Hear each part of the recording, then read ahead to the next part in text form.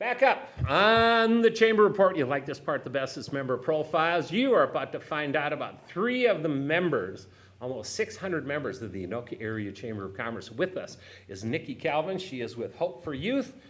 Nikki, welcome to the show. Thank you. I'm excited to be here. Love Hope for Youth was one of the early players. Well, I've been around forever. That's part of the problem. But the reality is as this thing started to form and then became reality, the Chamber has been very aware of what you guys have been up to, very supportive of what you're up to, and I'm hoping you, and I'm talking to you, are going to listen to what this woman has to say, because there might be a place for you to be able to help. And after you hear about what they're doing, I think you just might have some interest. All right, Nikki, let's talk about what is the mission, what is the history of Hope for Youth? Well, the mission of Hope for Youth is to pave pathways to end youth homelessness. That's number one. Our tagline is youth homelessness is unacceptable. Yep. It is just unacceptable. And our history is a series of articles came out in around 2013 in Anoka, highlighting that there was a homeless encampment behind Anoka High School.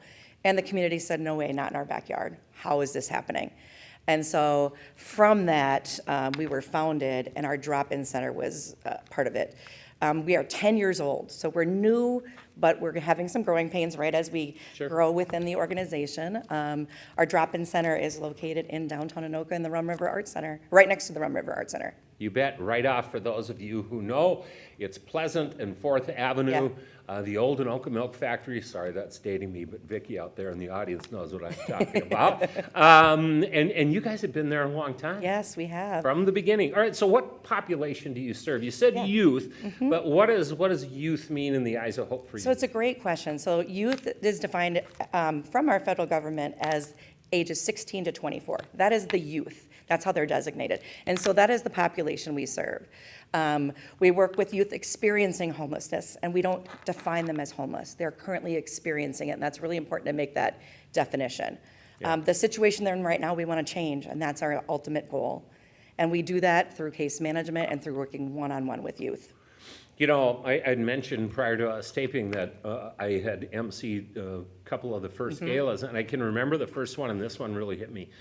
They had a young lady who was from the St. Francis area who was, I'm going to say homeless, but she was living out of a tent. Okay, she was going to school at St. Francis High School, and she talked about one winter she got up and her hair was frozen to the tent. She had to cut it, but she still got in there and made it to school. And I mean, come on. I mean, if that doesn't hit you, I don't know what does.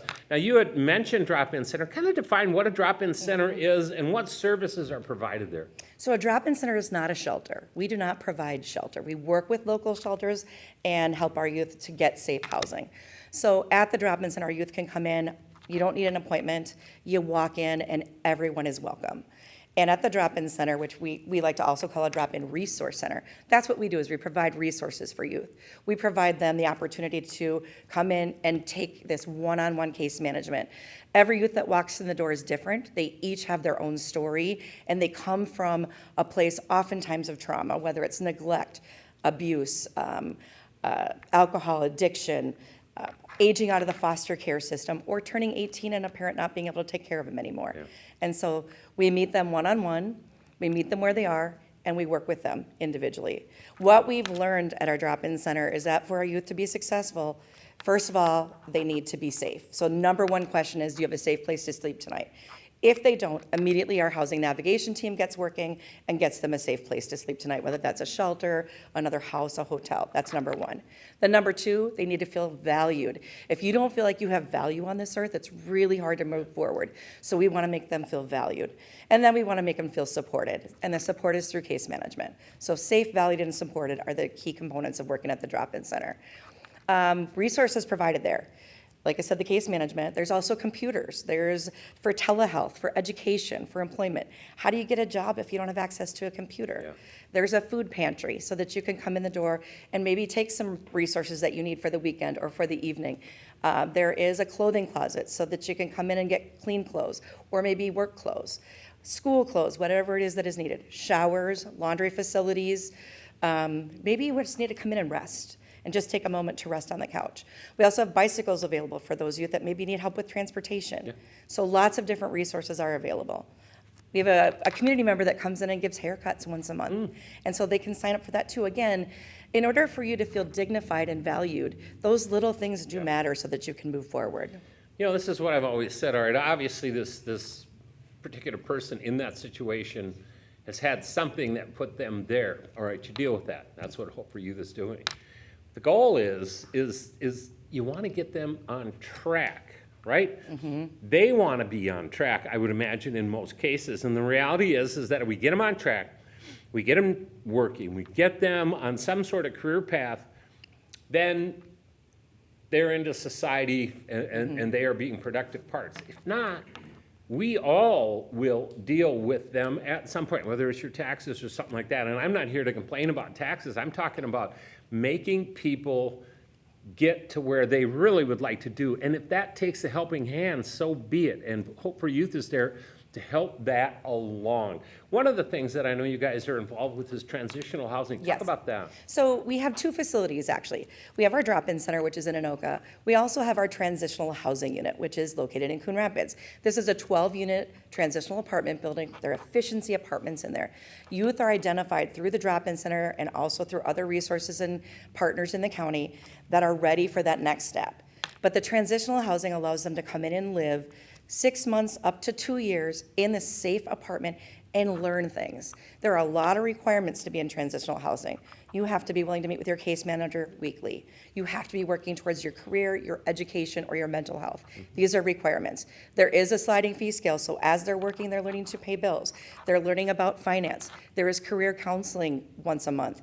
And there is a mandatory meeting of the community, meaning your entire group meets once a month. So a lot of pieces are required to move forward, but it's a safe place. There was a story where one of the youth came in and finally had gotten in there, and he actually had a bag of, in a Target bag, like his belongings, and he hid them in the tree outside because he wasn't sure if we would actually be able to be there. And when he came in and he ran outside so excited that he gets this safe place to live, grabbed his little bag of Target belongings, that's everything he owned, and brought it into his apartment. Yeah. Within the apartments, though, they receive everything they need. There's bathroom stuff, there's kitchen stuff, there's bedding, and everything that they get while they're there, they get to take with them when they move into their own stable housing. Wonderful. You know, this is what we're talking about. If you get them in that type of situation, they begin to learn budgeting, they get to learn how to be on their own, but also how to move forward. And I bet the success rate of the people that are in that transitional housing and then work that next step has got to be pretty high. Another thing that I've heard with Hope for Youth is host homes program. Yes. What is that? So it's a third kind of component. We have like three components: the drop-in center, the transitional housing, and then the host homes. So the host homes program is where someone as an adult that is not in a relationship with this youth is allowing this youth to live in their house, whether it's on a couch or a bedroom. And what we do is we help negotiate kind of that relationship between the homeowner and the youth so that they can continue to stay in that safe place. So we'll do things like coming up with a contract of behavior. What are the expectations? And then we will also be the mediation before that youth is essentially maybe evicted. We want to make sure that they're able to stay in that safe place. Sure, I totally understand. Yeah. So how do you know that the work you're doing is making a difference? That's a really great question. And this past year, we spent a lot of time working on our outcomes. And so one of the things that we've done is we've added in where youth are surveyed not through their case manager, it's through an outside person so they don't feel like they have to give the appropriate answer. Right. And these surveys are done at 6 months and at 1 year of them transitioning out of our facility. And I just want to share a few wins that we've learned. And we will continue to do this because we want you to know this is where your donations are going. This is what we're doing in the community and how we're making a difference. And so 78% of youth reported that they have the ability to be resilient and cope with stress and unforeseen circumstances better since working with Hope for Youth staff. 78%. Huge. 84% have said they have less encounters with the juvenile justice system. That's a big win. They're learning, they're working, and they're staying out of trouble. That same 84% also say that they've developed lasting relationships with family, friends, and others within the last 6 months. And we know this is huge, this relationship piece, because again, that safe, valued, and supported, we need those relationships as humans. We need those connections. And so with them reporting that, that is a big win. We have 69% of youth feel that their mental health has improved, But here's where the biggest win is for me. 98% of youth reported that we made a difference in their lives in a positive way. That's Wow, huge. That's huge. Wonderful. All right, any activities, any events coming up? Yes, yes. So coming up actually on October 3rd, we have our Clays for Youth event, which is out at the Minnesota Horse and Hunt Club down in Prior Lake. And that is a way for people to come on out, do some sporting clays, and really make a difference for Hope for Youth by supporting that event. In November, we work very closely with the Anoka Sheriff's Department, and on Give to the Max Day, we will be going out in the cold, and we spend 4 hours in the community out there collecting donations, drive-throughs. We'll have a list of really high-need items, and we're out there, and people just drive through and drop off. And it's amazing for me every year to be there because it's all of the community being there, driving through, dropping off cash, dropping off checks, gift cards, or donating a case of water, whatever it is they're capable of doing. That's big. That's a big one.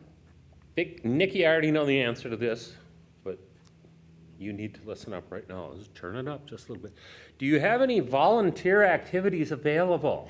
We do. Yes, you do. We certainly do. We have over 200 volunteers that help us do the work we're doing every day. Volunteers do everything from accepting donations to making a meal and serving it at the drop-in center Monday through Thursday evenings. They help stock the food pantry. They sort through the clothing that are donated and then put them in the clothing closet. We also have volunteers that maybe want to take a little step further and work with youth, and they get to work at the front desk, and they're the first person a youth sees when they're walking through the door. So they're the greeters. They kind of help them in the food pantry. We also have youth volunteers that come in. They can work on the weekends at our donation center and help clean and sort. And we have meal preps. So we have groups that come in on the weekends and we'll do meal preps and put them in the freezer so that just in case we don't have a meal that night, we can pull it out of the freezer and throw it in the crock pot. Wonderful. All right, so volunteering, one big opportunity. Any other opportunities to help Hope for Youth? Well, lots of opportunities to help us at Hope for Youth. Through volunteering, like we said, there's also events. At our events, we take group volunteers. So we just finished, which was amazing, the Darkest Night 4K, which was at Bunker Hills Golf Club last weekend. We had over 80 volunteers that helped set up the trails. They came from companies. It's a great opportunity for corporate groups to do it. But you can also help us through donations. Whether you host a donations drive or you decided to make tie blankets, those fleece tie blankets, we use and we go through quite a few of those. So we have plenty of opportunities on our website, which is hope, then the number 4, youthmn.org. That's wonderful.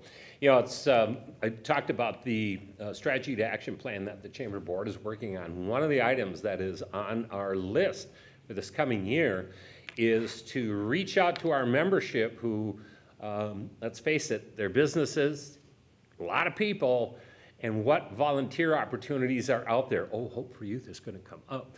And so we want to be that go-between. We're perfect for that. We can get the business with the volunteers to groups like Hope for Youth and get them together and help out. All right, so one last question, and then we'll get into some information if people are interested. If somebody wanted to cut a check, Yes, would Hope for Youth take it? absolutely, we would take that check. All right. And none of this is free in the sense that, these things cost money. Obviously, your volunteer work and everything else you're doing is to help these people, but that takes money. It does. It does take money, and we are community-driven. We receive less than 5% government funding. All of our funding is through local community, corporations, businesses, and individual giving. Well, there you go. All right, so if somebody wanted to give, if somebody wanted to volunteer, if somebody wanted to help, who do they get a hold of? How do they make that happen? You can get a hold of me, Nikki Kalvin, at Hope for Youth, and you can either give us a call, and all of our information is on our website. Volunteer information and applications are there as well. And again, it's hope, number 4, and then the word youth, mn.org. She is Nikki Kalvin. She is Hope for Youth, along with a whole bunch of other people. You can be a part of that group as well. Hey, come back sometime down the road. Give us an update on how things are going. Sounds great. Thank you so much for hosting me today. You bet. All right, we're taking a break, and we come back. It's Halloween time in Anoka, and there's a whole bunch of stuff happening a block off of Main Street, and we're going to find out what that Anoka Lions group is up to, and we'll do it right after this.